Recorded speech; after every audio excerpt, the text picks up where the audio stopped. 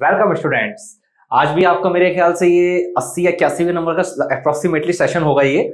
और कुछ बातें होती हैं लेक्चर के स्टार्टिंग में जो मैं हमेशा अपने नए यूजर्स और नए सब्सक्राइबर के लिए हमेशा रिपीट करता हूँ।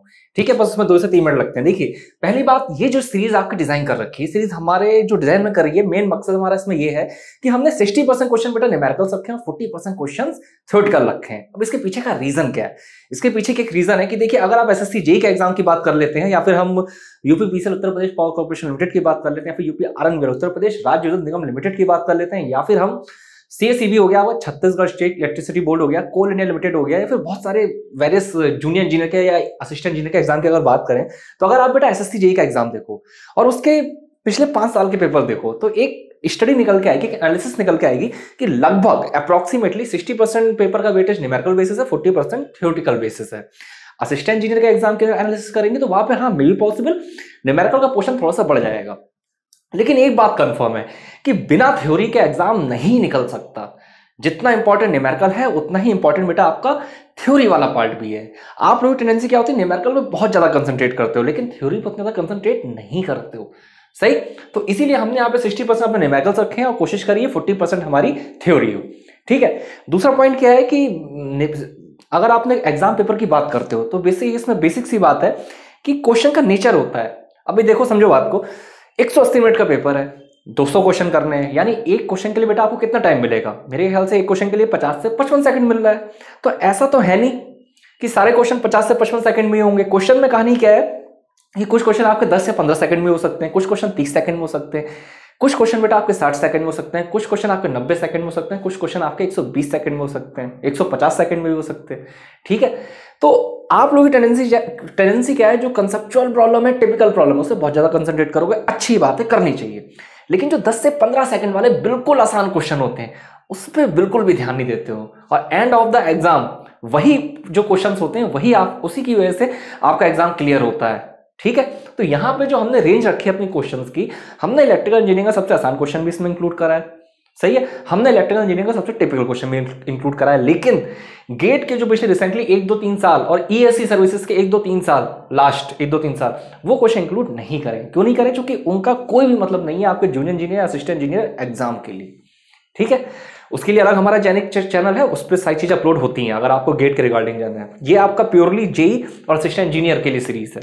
ठीक है, तीसरी एक बहुत इंपॉर्टेंट बात, देखिए एक लेक्चर में कहानी क्या होगी कि एक लेक्चर में मैं आपको कम से कम 10 से 15 या 20 क्वेश्चन में ही पॉसिबल हो सकता है कराऊं, लेकिन मैं सारे क्वेश्चंस में, मैक्सिमम क्वेश्चन में आपको डिटेल सॉल्यूशन प्रोवाइड करूंगा। जब मैं आपको डिटेल सॉल्यूशन प्रोवाइड करूंगा तो बेटा इसका मतलब क्या है? इसका मतलब ये है कि कम से कम एक लेक्चर में आपके 30 से 35 क्वेश्चन रेडी होंगे। अब एक लेक्चर में बेटा आपके 30 से 35 क्वेश्चन रेडी हो रहे हैं, तो इसका मतलब क्या है? इसका मतलब ये है कि 10 दिन में 300 से 350 क्वेश्चन, एक महीने में कितने होंगे? 1000 से 1500 क्वेश्चन कंटिन्यूस। अगर ये 6 महीने आप ये सीरीज देखते हो तो कम से कम बेटा आपके 6 से 7,000 ऑब्जेक्टिव क्वेश्चन रेडी हो जाएंगे विद डिटेल सॉल्यूशन। अब समझो बात को, अगर आप खुद से सोचो, अगर आपके 6 से 7,000 ऑब्जेक्टिव क्वेश्चन तैयार हो जाते हैं, उसके बाद आप जूनियर इंजीनियर, असिस्टेंट इंजीनियर का एग्जाम का पेपर देने जाते हो, तो कितनी ज्यादा आपको हेल्प मिलेगी। सही, तो कंटिन्यू करिए सीरीज, देखिए। और उसके अलावा 1-2 बातें और हैं, देखिए कहीं कोई दिक्कत आती है तो मुझे यूट्यूब पे आप कमेंट करिए। ठीक है, यूट्यूब पे आप कमेंट कर सकते हैं, 100% आपको मेरी तरफ से रिप्लाई मिलेगा। मे पॉसिबल तुरंत ना मिले, 2 दिन 4 दिन बाद मिले, 6 दिन बाद मिले, लेकिन रिप्लाई आपको 101% मिलेगा। ठीक है, दूसरी बात, फॉन्ट साइज में दिक्कत आ सकती है, तो मैं क्वेश्चन को 2 बार रीड करूंगा, 2 बार पढ़ूंगा, भले 5 सेकंड 10 सेकंड ज्यादा लग रहा है, कोई बात नहीं। ठीक है, तो फॉन्ट साइज की टेंशन मत लेना। चलिए आज लेक्चर स्टार्ट करते हैं। तो पहला ये क्वेश्चन देखते हैं। ये क्वेश्चन क्या है, देखिए, ए 3 फेज 50 हर्ट्ज ट्रांसमिशन लाइन, मैंने शॉर्ट में लिखा है, transmission line of length 120 kilometre has capacitance of 0.05 upon pi microfarad per kilometer. It is represented as pi model. The shunt admittance at each end of the transmission line will be, A है 750 into 10 to the power minus 6 90 degree angle मोह, B है 300 into 10 to the power minus 6 90 degree angle मोह, C है 150 into 10 to the power minus 6 90 degree मोह, और D है 100 into 10 to the power minus 6 90 degree मोह। Repeat कर रहा हूं, ध्यान सुनिएगा। ए 3 phase 50 hertz transmission line of length 120 kilometre has capacitance of 0.05 upon pi microfarad per kilometer. It is represented as pi model, the shunt admittance at each end of transmission line will be. A है 750 into 10 to the power -6 90 degree मोह, B है 300 into 10 to the power -6 90 degree मोह, C है 150 into 10 to the power -6 90 degree मोह, और D है बेटा 100 into 10 to the power -6 90 degree मोह। सही, तो क्वेश्चन समझ में आ गया होगा। देखिए क्वेश्चन में क्या डेटा है, पावर सिस्टम का क्वेश्चन है आपका, ठीक है। और ये जो क्वेश्चन है, टॉपिक आपका शॉर्ट ट्रांसमिशन लाइन होता है, मीडियम ट्रांसमिशन लाइन होता है, लॉन्ग ट्रांसमिशन लाइन होता है, टाइप ऑफ ट्रांसमिशन लाइन होता है। मैंने बहुत डिटेल में पढ़ा रखा है। अगर आपको डिटेल में चीज को देखना है तो मुझे आप कमेंट करिए, मैं लिंक आपको शेयर कर दूंगा। सही, यहाँ तो सिर्फ न्यूमेरिकल करा रहा हूं मैं आपको। क्या देखिए, 3 फेज की ट्रांसमिशन लाइन है, चलो अच्छी बात। फ्रीक्वेंसी क्या दे रखी है, 50 हर्ट्ज। लेंथ कितनी दे रखी है बेटा, 120 किलोमीटर। लेंथ 120 किलोमीटर दे रखी है। कैपेसिटेंस की बात कर ले रहे हैं, तो देखिए कैपेसिटेंस कितना दे रखा है। अगर कैपेसिटेंस की बात करते हैं तो कैपेसिटेंस आपको दे रखा है 0.05 अपॉन पाई माइक्रोफैरड पर किलोमीटर। अब देखो बहुत इंपॉर्टेंट पॉइंट है, ये पाई मॉडल से रिप्रेजेंट है। दरअसल जब आप मीडियम ट्रांसमिशन पढ़ोगे, अगर आपको पढ़ना हो तो मुझे आप कमेंट करना, मैं आपको लिंक शेयर कर दूंगा। सारे डेरिवेशंस करा रखे हैं प्रॉपर तरीके से। तो नॉर्मल टी मेथड आ जाता है, नॉर्मल पाई मेथड आ जाते हैं, कुछ मेथड्स होते हैं, 2-3-4 मेथड होते हैं। एंड कंडेंसर मेथड हो जाता है, लोड कंडेंसर मेथड हो जाता है। सही है, तो वो जो मेथड्स हैं उसके अकॉर्डिंग, तो उसमें इन्होंने स्पेसिफाई कर रखा है कि ये बेटा आपका पाई मॉडल है। सही है, तो पाई मॉडल के हिसाब से कहानी देखनी है हमें। शंट एडमिट, अच्छा जी यहां पे पूछ रहे हैं कि शंट एडमिटेंस क्या होगा। सही, पाई मॉडल में क्या है कि हम अपना आधा कैपेसिटेंस क्या करते हैं, सेंडिंग एंड पे कंसीडर मान लेते हैं, और आधा कैपेसिटेंस क्या करते हैं, रिसीविंग एंड पे हम कंसीडर कर लेते हैं। ठीक है, रिपीट कर रहा हूं, पाई मॉडल में क्या करेंगे, दो टी मॉडल में तो सारा का सारा capacitance middle of the transmission line हम कंसीडर कर लेंगे। सही है, ऐसे ही पाई मॉडल में क्या करेंगे, आधा कैपेसिटेंस हम सेंडिंग एंड पे मानेंगे और आधा कैपेसिटेंस हम कहां मानेंगे, रिसीविंग एंड पे मानेंगे। सही है, और अगर मैं पाई मॉडल की बात करता हूं, पाई मॉडल शंट एडमिटेंस की अगर बात करी जाए तो at each end of line is कितना होता है, y/2। तो देखिए सॉल्यूशन, अच्छा मैं ये ऑप्शंस थोड़ा सा रफ, चलिए अब छोड़िए, नहीं कर रहा रफ सॉल्यूशन। इन पाई मॉडल शंट एडमिटेंस की बात हो रही है बेटा आपकी। Shunt admittance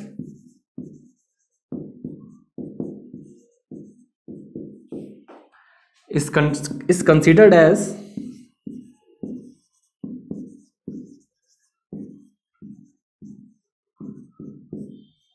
y/2। ठीक है, इतना आपको बेसिक बात पता होनी चाहिए। सिंपल इस तरीके से ये कि माना ये ट्रांसमिशन लाइन है, उसका रेजिस्टेंस हो गया, ये इंडक्टेंस हो गया, ये मेरा हो गया, ये मेरा हो गया। ठीक है, ये मेरा हो जाएगा सेंडिंग एंड, ये मेरा हो जाएगा रिसीविंग एंड। आधा कैपेसिटेंस मैंने यहां कंसीडर करा यानी सेंडिंग एंड पे, आधा कैपेसिटेंस बेटा मैंने यहां कंसीडर करा यानी रिसीविंग एंड पे, और ये मेरा रेजिस्टेंस हो गया ट्रांसमिशन लाइन का, ये मेरा इंडक्टेंस हो गया। सही, तो देखिए सिंपल आपको वैल्यू का निकालनी है, सिंपल आपको y/2 की वैल्यू निकालनी है। तो y/2 आपका क्या होगा, सिंपल होगा y/2 बराबर आपका, इसे मैं डायरेक्ट वैल्यू लिख नहीं रहा हूं, सीधे सॉल्व कर दे रहा हूं, j⍵c/2। सही, जो कितनी जगह नहीं मेरे पास, देखिए जे तो जे रहेगा, ओमेगा की बात करेंगे, ओमेगा क्या होगा, 2πf। सही, ओमेगा आपका 2πf होगा। और बेटा अगर 2πf की बात करते हैं तो फ्रीक्वेंसी आपको क्या दे रखा है, 50 हर्ट्ज, मींस 2πf 3.14 इंटू 50। सही, तो ये वैल्यू आपकी किसकी होगी, ये वैल्यू हो गई आपकी ओमेगा की। इतनी बात समझ में आई।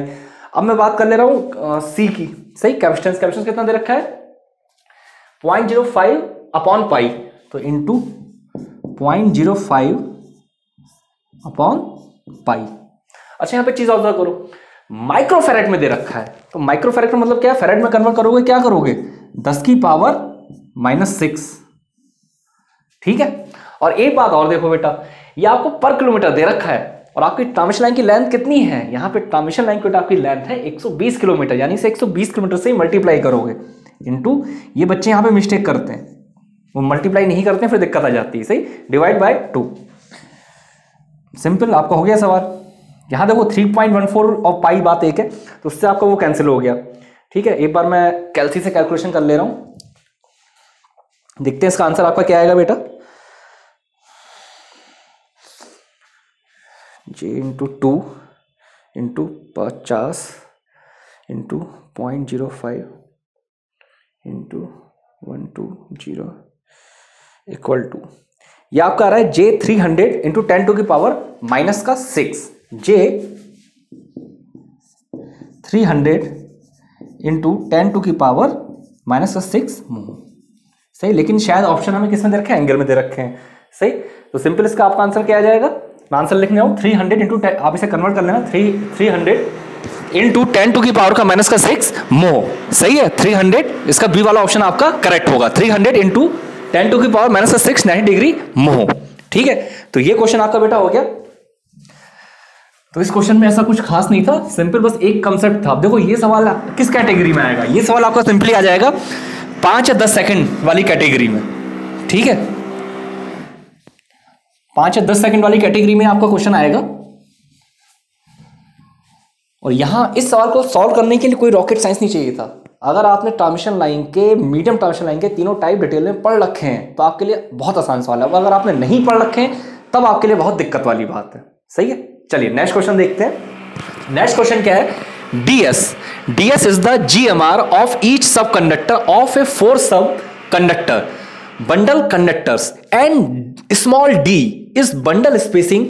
What is the GMR of equivalent single conductor? ये ऑप्शन दे रखा है 1.094 under root ds into D की पावर 3, बी दे रखा है 1.09 under root ds cube into D, C दे रखा है 1.094 under root ds cube into D. Repeat कर रहा हूं बेटा, ध्यान सुनना question. ds is the GMR of each sub conductor of a 4 sub conductor bundle conductor. ठीक है, and small d is bundle spacing. What is the GMR of equivalent single conductor? A दे रखा है बेटा 1.094 ds इंटू डी की power cube under root में था, B है 1.09 under root ds cube into D, C दे रखा है 1.094 under root ds cube into D. तो देखो यहां पे किसकी बात हो रही है, यहां पे हो रही है GMR। अब ये तो मैं आपको डिटेल में बहुत ज़्यादा डिटेल में पढ़ा चुका हूं, इसके बारे में अगर आपको डिटेल में पढ़ना हो मुझे आप यूट्यूब पे कमेंट करिएगा, मैं आपको लिंक शेयर कर दूंगा। पूरा 2 चीजें होंगी आपकी, देखिए इंडक्टेंस और कैपेसिटेंस वाले में। सही है, लाइन पैरामीटर करके चैप्टर होता है, तो उसमें होता क्या है कि GMR होता है जियोमेट्रिक मीन रेडियस, और एक होता है आपका GMD क्या होता है, जियोमेट्रिक मीन डिस्टेंस। 2 अलग टर्म होते हैं। ठीक है, वो डिटेल में मैंने पढ़ा रखे हैं, यहां तो हमसे भी सवाल पे कंसंट्रेट करते हैं। तो देखिए जनरली DS से हम GMR को हम रिप्रेजेंट कर देते हैं और DM से हम GMD को। चलिए क्या देखो यहाँ पे DS बेटा आपको क्या दे रखा है, अगर मैं DS की बात करूं तो DS आपको दे रखा है बेटा GMR। सही, DS यहाँ पे आपका क्या है, DS है आपका GMR और each sub conductor of 4 sub conductor.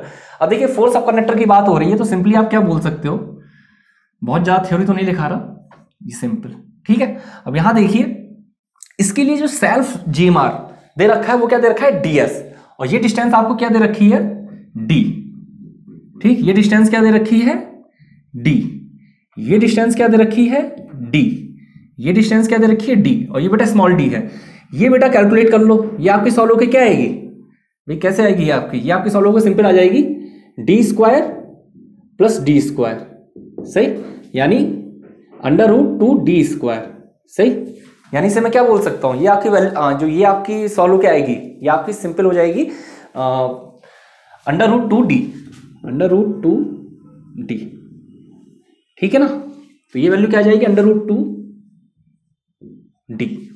तो यहां आपको कोई दिक्कत नहीं आनी चाहिए। चलिए अब आपसे पूछ क्या रहा है, आपसे बेटा पूछ रहा है what is the GMR of equivalent single conductor. ये तो भाई 4 बंडल कंडक्टर है, सब कंडक्टर है, ये आपसे GMR पूछ रहा है इक्विवेलेंट सिंगल कंडक्टर। तो कैसे निकलेगा GMR, मैं सीधे फॉर्मूला लिख रहा हूं, GMR शॉर्ट तरीके से लिख रहा हूं मैं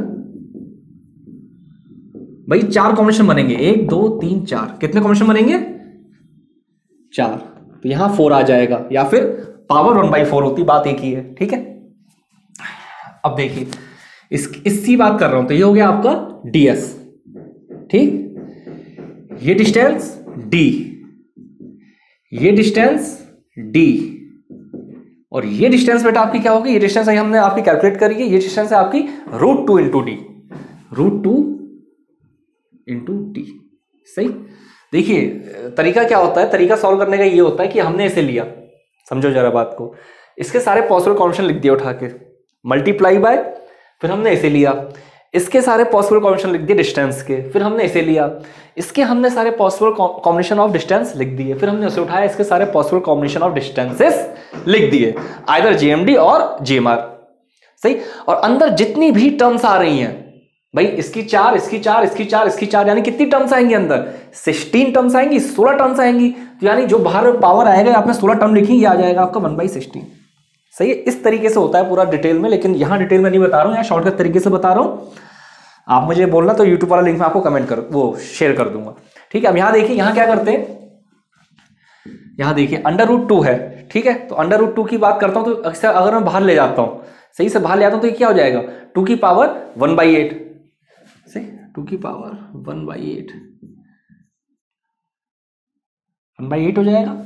ठीक है। 2 की पावर 1/8 हो जाएगा। सही है। और अंदर क्या रह जाएगा? अंदर रह जाएगा बेटा 4। अब जरा ध्यान से देखो, ds into D into D into D, यानी ds into D Q, ds into D Q. एक बार जरा बेटा इसे सॉल्व कर ले रहे कि 2 की पावर 1/8 सॉल्व होके क्या आता है।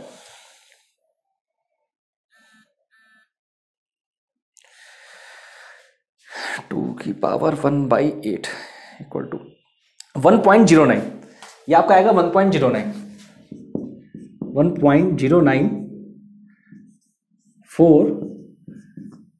स्मॉल ds, चलो ds इंटू डी क्यू। तो कौन सा ऑप्शन बेटा आपका करेक्ट होगा? 1.04। ए वाला जो आपका ऑप्शन है वो बिल्कुल करेक्ट होगा। ठीक है। जीएमडी और जीएमआर बहुत इंपॉर्टेंट टॉपिक है आपके जेई वाले एग्जाम के लिए। सही। अब जैसे यहां पे इन्होंने वर्ड यूज कर रखा है ना, अब यहां तक डिटेल में नहीं जा रहा मैं, बंडल कंडक्टर ही अपने आप में पूरा एक टॉपिक है। बंडल कंडक्टर से सवाल आते हैं कि भाई बंडलिंग ऑफ द कंडक्टर हम करते क्यों हैं, हमें क्या रिक्वायरमेंट पड़ती है। सही। तो ये सब चीज़ मैंने बहुत डिटेल में पढ़ा रखी है। आप मुझे यूट्यूब पे कमेंट कर देना, मैं आपको लिंक शेयर कर दूंगा। सही। बंडल कंडक्टर पे ही मेरा पूरा एक लेक्चर है। ठीक है। चलिए नेक्स्ट क्वेश्चन देखते हैं। Genic Prime is the new features by Genic Education where you will get 450 plus video series questions explanation, Prime Facebook group for doubt solving, assignments, live sessions and many more. If you are interested then visit website and join quickly. For any query call on 9837933283. Next question है आपका, देखिए ये question आपका start हो रहा है। देखिए, the primary of 200/1 ampere 5VA point 0.8 power factor current transformer carries 100 ampere. The secondary current is 0.495 ampere. The ratio error of सीटी इज, सीटी का मतलब करंट ट्रांसफॉर्मर। सही है। करंट ट्रांसफॉर्मर इज, ए है माइनस का 1.0%, बी है बेटा माइनस का 0.5%, सी है बेटा 0.5%, डी है बेटा 1.0%। रिपीट कर रहा हूं, the primary of 200/1 ampere 5 volt ampere 0.8 power factor current transformer, मैंने शॉर्ट में लिखा है ट्रांसफॉर्मर, कैरीज 100 एम्पियर।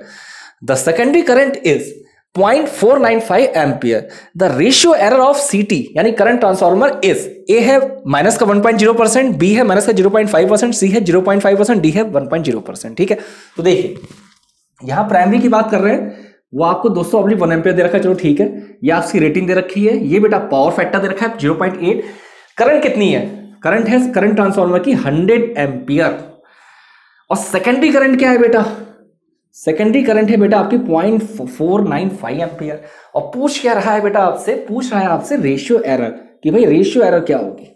आपको ratio error of current transformer find out करनी है। सही है। तो यहां देखिए, यहां पे आपका नॉमिनल रेशियो क्या होगा। सही। नॉमिनल रेशियो को जनरली हम kn से रिप्रेजेंट कर देते हैं। तो देखिए नॉमिनल रेशियो, तो नॉमिनल रेशियो हो गया आपका kn। सही है। सही। तो नॉमिनल रेशियो आपका अगर kn हो गया तो ये आपका क्या होगा? 200 डिवाइड बाय 1, 200 डिवाइड बाय 1, यानी 200 डिवाइड बाय 1, तो वो तो आपका चलो 200 हो गया। अब अगर बेटा मैं इसके बाद बात करूं कि एक्चुअल ट्रांसफॉर्मेशन रेशियो क्या होगा, एक्चुअल ट्रांसफॉर्मेशन रेशियो, तो वो देखिए क्या होगा आपका एक्चुअल ट्रांसफॉर्मेशन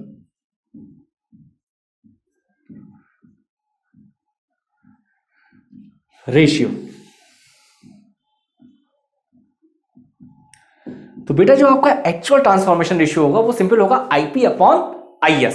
सही है, IP upon IS, IP upon IS। Primary current कितनी बेटा 100 एम्पियर, सेकेंडरी करंट कितनी बेटा 0.495। करो बेटा इसे सॉल्व, देखो ये सॉल्व होकर आपका क्या आएगा। इसे अगर हम सॉल्व करते हैं तो सिंपल हमारा आएगा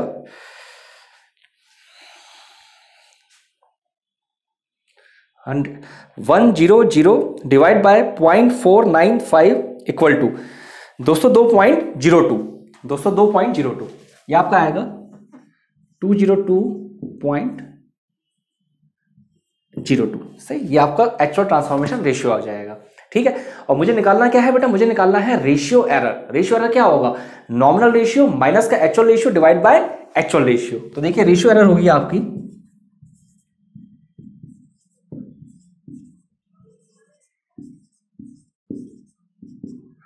नॉमिनल रेशियो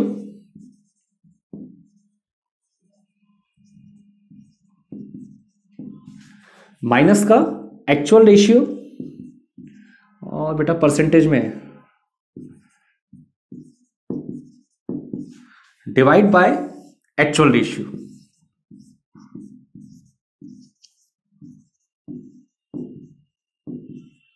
ठीक है, तो यहां देखिए नॉमिनल रेशियो आपका क्या है, नॉमिनल रेशियो आपका सिंपल है 200। ठीक है, और अगर मैं बात करता हूं आपकी एक्चुअल रेशियो की, तो एक्चुअल रेशियो क्या है, माइनस का 202.02 डिवाइड बाय 202.02 इंटू 100, जो कि परसेंटेज में निकालना है। ठीक है, तो इसे सॉल्व कर लो बेटा, ये आपका सॉल्व होके क्या आएगा 200 माइनस का 202.02 डिवाइड बाय 202.02 इंटू 100, तो ये लगभग आपका आएगा माइनस का 1%। ठीक है, ये अप्रोक्सीमेटली आपका सॉल्व किया जाएगा माइनस का 1%। तो ये आपका करेक्ट आंसर होगा। तो यानी ए वाला ऑप्शन आपका बिल्कुल करेक्ट होगा। तो देखो इस पूरे सवाल में सबसे इंपॉर्टेंट पॉइंट क्या है कि आपको बेटा ये फॉर्मूला ढंग से याद होना चाहिए। ये फॉर्मूला सबसे इंपॉर्टेंट है। ठीक है, तो देखिए करंट ट्रांसफार्मर है, करंट ट्रांसफार्मर मैं आपको बता चुका हूं, एक तो नॉर्मल ट्रांसफार्मर होते हैं, स्टेप अप स्टेप डाउन, या फिर आइसोलेशन ट्रांसफार्मर होते हैं। करंट ट्रांसफार्मर और पोटेंशियल ट्रांसफार्मर की बात करते हैं तो बेटा क्या काम होता है इनका, ये किस कैटेगरी में आते हैं, ये आते हैं आपके इंस्ट्रूमेंट ट्रांसफार्मर, यानी मेजरिंग इंस्ट्रूमेंट्स में आ जाते हैं एक तरीके से। ठीक है, चलिए नेक्स्ट क्वेश्चन देख लेते हैं बेटा। नेक्स्ट क्वेश्चन क्या है आपका ये कंट्रोल सिस्टम का क्वेश्चन है। ठीक, the time required for purpose to rising from 10% to 90% of final value for over damp system is called. A option दे रखा है पीक टाइम, बी दे रखा है बेटा सेटलिंग टाइम, सी दे रखा है पीक ओवरशूट टाइम, डी दे रखा है बेटा आपको राइज टाइम। सही, रिपीट कर रहा हूं, the time required for purpose to rising from 10% to 90% of final value for over damp system is called. A दे रखा है पीक टाइम, बी दे रखा है सेटलिंग टाइम, सी दे रखा है पीक ओवरशूटिंग, डी है राइज टाइम। तो बेटा राइज टाइम होगा।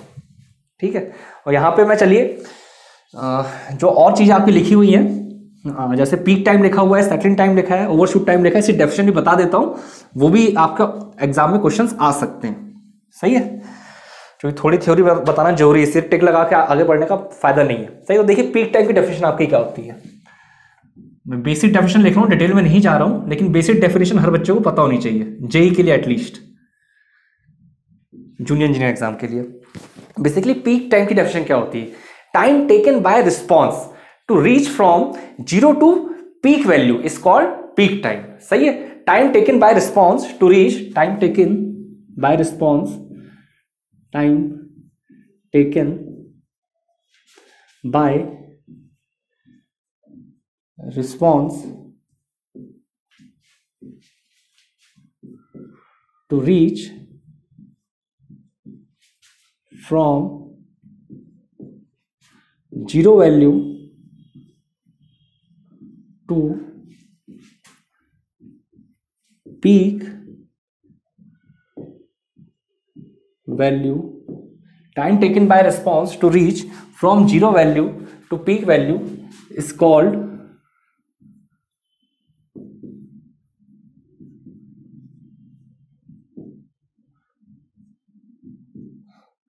Peak time. ठीक है, तो ये आपकी किसी डेफिनेशन हो गई, ये आपके बेटा पीक टाइम की डेफिनेशन हो गई। सेम ऐसी सेटलिंग टाइम की डेफिनेशन क्या होगी वो भी आपको पता होना चाहिए। Settling time,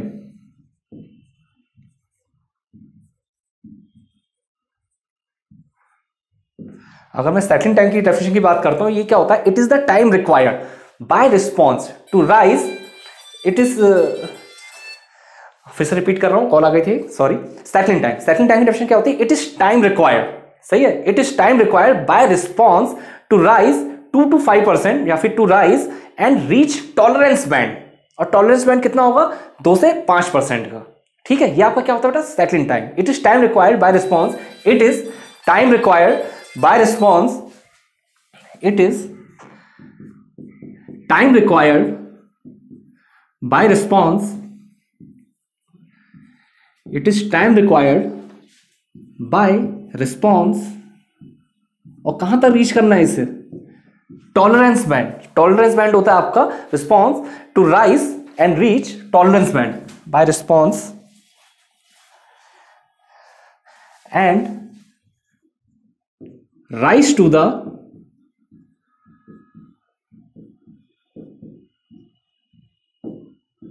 tolerance band.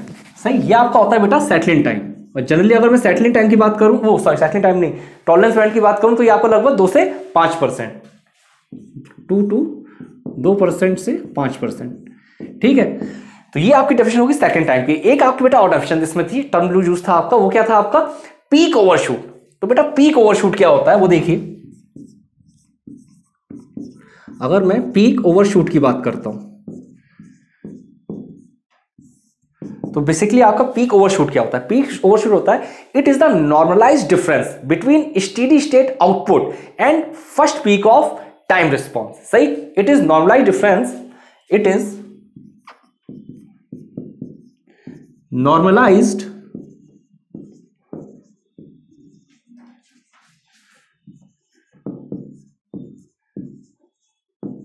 सही, किसके बीच में डिफरेंस होता है, it is normalised difference between steady state output and first peak, difference between steady state output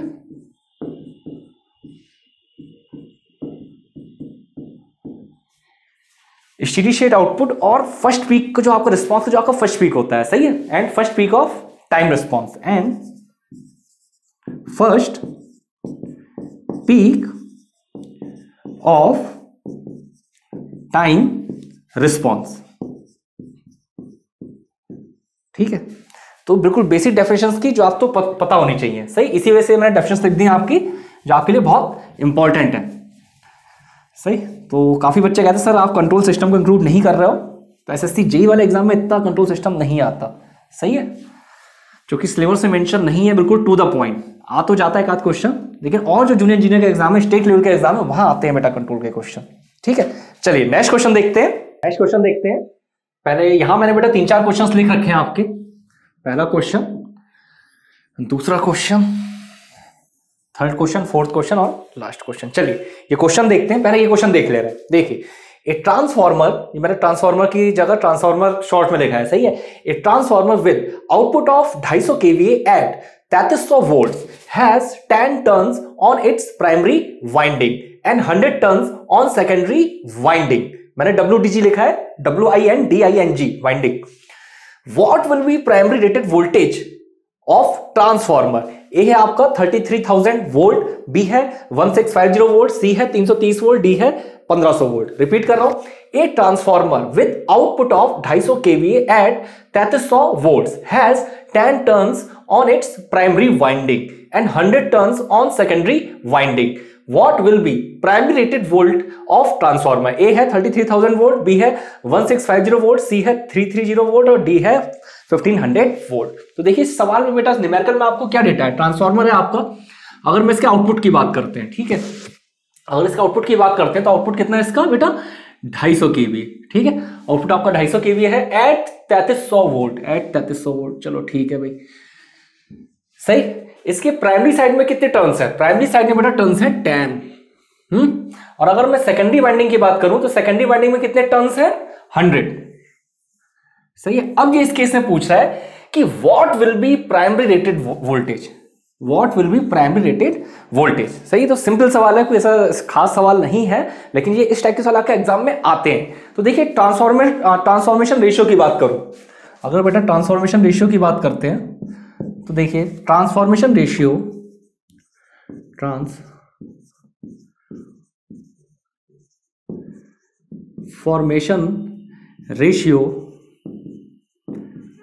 is defined transformation ratio, ये बेटा आपका क्या होता है? बेसिकली इसे के से रिप्रेजेंट करते हैं। के बराबर क्या हो जाता है? V2 upon V1 equal to N2 upon N1 equal to I1 upon I2। सही। तो के बराबर हो जाता है आपका, के से रिप्रेजेंट करते हैं हम इसे, V2 upon V1 equal to N2 upon N1 equal to I1 upon I2। ठीक है, ये चीज तो आपको बेटा पता होनी चाहिए।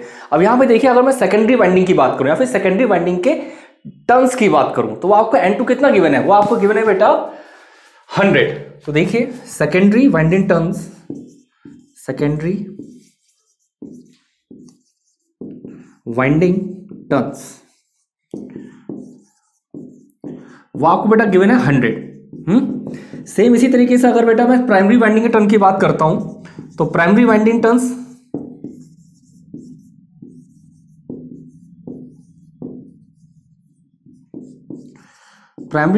क्या है आपके? N1 आपके कितने गिवन है बेटा? 10। ये सेकेंडरी का हो गया और ये आपका प्राइमरी का। तो ये दो डेटा तो आपको बेटा सवाल में गिवन ही है। उसके अलावा अगर मैं आपसे बेटा बात करता हूं सेकेंडरी वोल्टेज की, सही, तो सेकेंडरी वोल्टेज आपको कितना गिवन है? 3300 वोल्ट। तो देखिए सेकेंडरी वोल्टेज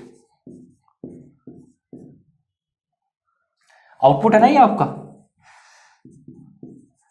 सेकेंडरी वोल्टेज हो गया आपका, या फिर सेकेंडरी वोल्टेज मतलब V2 बराबर 330 वोल्ट। तो बेटा ये डेटा तो आपको दे रखा है, तो यहां से आप के की वैल्यू आराम से निकाल सकते हो। सही है। के की वैल्यू क्या आएगी? N2 upon N1। तो देखिए के की वैल्यू आपकी आ जाएगी सिंपल, N2 अपॉन N1 का मतलब क्या हो जाएगा? 100/10, यानी सिंपल 10। ये के क्या आ गया? ये के आ गया आपका बेटा ट्रांसफॉर्मेशन रेशियो। ठीक है। अब आपको निकालना क्या है? Primary rated voltage. तो प्राइमरी रेटेड वोल्टेज कैसे निकलेगा? देखिए प्राइमरी रेटेड वोल्टेज, आपका जो प्राइमरी रेटेड वोल्टेज होगा वो क्या होगा? Primary rated voltage. बेटा प्राइमरी रेटेड वोल्टेज आपका हो जाएगा 3300 अपॉन 10, यानी ये आपका सॉल्व होके क्या आ जाएगा? 330 वोल्ट। ठीक है। ये आपका जो सॉल्व होके आएगा ये 330 वोल्ट आ जाएगा, यानी आंसर क्या होगा? सी वाला ऑप्शन आपका करेक्ट होगा। तो देखो इस सवाल में कोई रॉकेट साइंस नहीं था, सिंपल आपको बेटा ट्रांसफॉर्मेशन रेशियो पता होना चाहिए। सही। ये transformation ratio equal to V2 upon V1 equal to N2 upon N1 equal to I1 upon I2। बस ये रिलेशन अगर आपको पता है तो सवाल आपका विद इन 5 सेकंड का नहीं है। खटाक से आपने के की वैल्यू निकाली, एक बार जब आपकी के की वैल्यू निकल गई फिर कोई दिक्कत नहीं है। चलिए नेक्स्ट क्वेश्चन देखते हैं। ये पहला क्वेश्चन आखिरी में करेंगे इसलिए ज्यादा जगह चाहिए, थोड़ा सा बड़ा सवाल है। सही। या लास्ट क्वेश्चन देखते हैं। ठीक है। Which of following is paramagnetic material? A है आपका मैग्नीशियम, बी है बेटा आपका सॉफ्ट आयरन, सी है बेटा आपका हार्ड आयरन और डी है आपका निकल। रिपीट कर रहा हूं, which of following is paramagnetic material? A है बेटा मैग्नीशियम, बी है सॉफ्ट आयरन, सी है हार्ड आयरन और डी है आपका निकल। सही है। तो यहां पर अगर मैं बात करता हूं पैरामैग्नेटिक मटेरियल की बात हो रही है, तो पैरामैग्नेटिक मटेरियल कौन सा होगा आपका? मैग्नीशियम। मैग्नीशियम आपका पैरामैग्नेटिक मटेरियल है। ठीक है। और ये बिल्कुल बेसिक क्वेश्चन है, ये एग्जांपल्स बहुत पूछे जाते हैं। पैरामैग्नेटिक मटेरियल हो गया, डायमैग्नेटिक मटेरियल हो गया, फेरोमैग्नेटिक मटेरियल हो गया। इससे कुछ इंपॉर्टेंट पॉइंट्स है वही मैं आपको चलिए बताता हूं। सही है। क्योंकि मैंने बोला सिर्फ टिक मार्क है, मैं आगे नहीं बढ़ना है। Para magnetic material,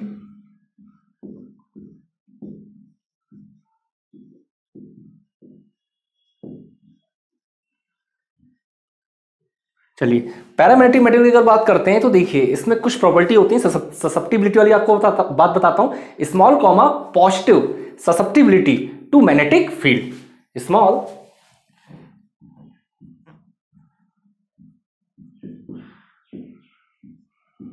comma positive susceptibility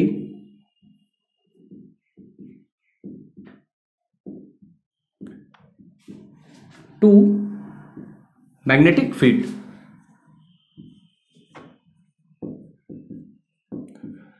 और अगर हम पैरामैग्नेटिक की बात करें, और क्या इसकी प्रॉपर्टी होती है पैरामैग्नेटिक मटेरियल की, आपकी होती है these materials are slightly attract by magnetic field, मतलब बहुत ज्यादा अट्रैक्ट नहीं होंगी। सही है, तो these materials are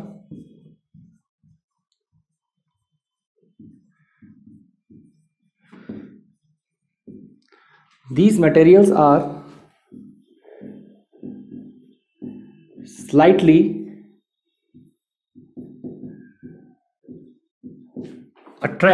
attracted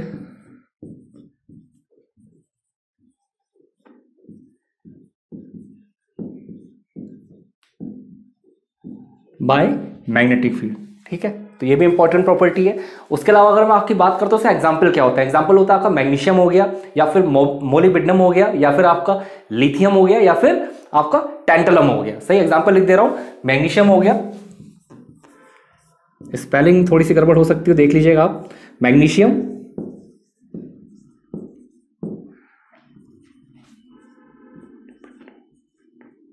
molybdenum. सही, उसके अलावा क्या एग्जाम्पल होता है, मैग्नीशियम हो गया, टैंटलम हो गया उसका एग्जाम्पल, मैग्नीशियम। सही, और इसके मैंने आपको क्या एग्जाम्पल बताया, लिथियम।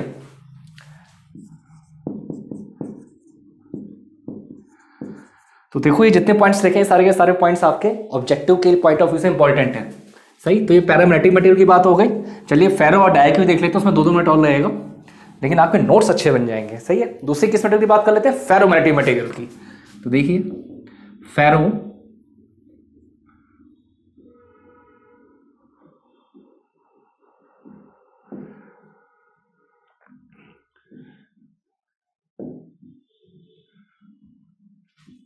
फेरोमैग्नेटिक मटेरियल की बात करते हैं तो देखिए इसके अगर ससेप्टिबिलिटी की बात करते हैं तो इसकी लार्ज होती है, large comma positive susceptibility to external magnetic field, large positive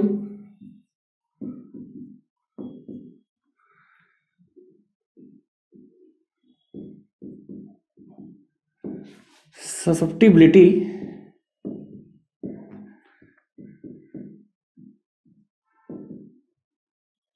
to external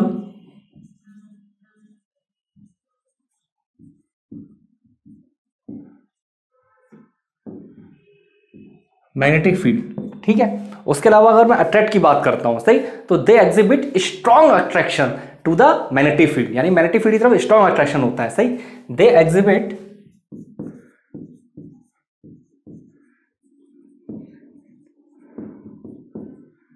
strong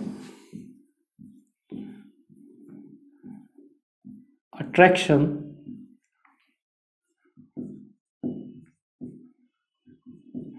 to magnetic field.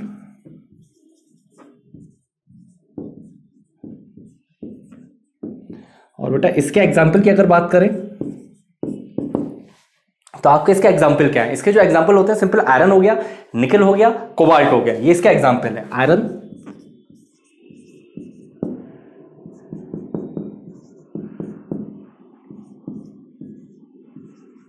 निकल, कोबाल्ट। ठीक है, चलिए तीसरा देख ले रहे हैं।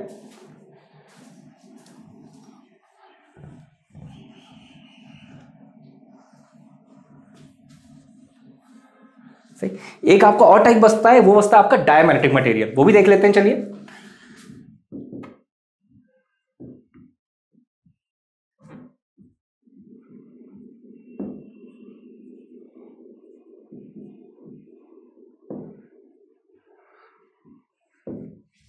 तो डायमैग्नेटिक मटेरियल की अगर मैं बेटा बात करता हूं तो इसमें बेसिकली क्या होता है, ये वीक होता है और कॉमन नेगेटिव ससेप्टिबिलिटी। सही, वीक कॉमन नेगेटिव ससेप्टिबिलिटी।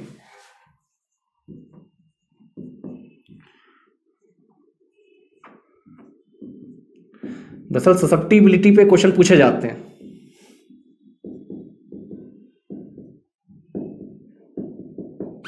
उसके अलावा ये अट्रैक्ट करेगा, रिपेल करेगा। अगर डायमैग्नेटिक मटेरियल की बात करते हैं तो diamagnetic materials are slightly repelled by magnetic field. तो ये पॉइंट लिख दे रहा हूं, diamagnetic, these materials are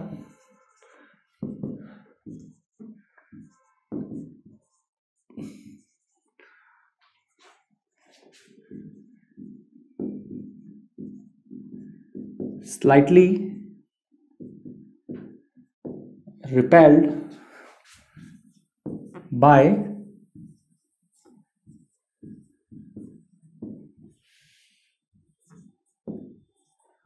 magnetic field. ठीक है, अब एग्जाम्पल की बात कर लेना इसके। आपके बेटा एग्जाम्पल्स क्या है? इसके एग्जाम्पल होते हैं आपके कॉपर, सिल्वर और गोल्ड। Copper, silver, gold.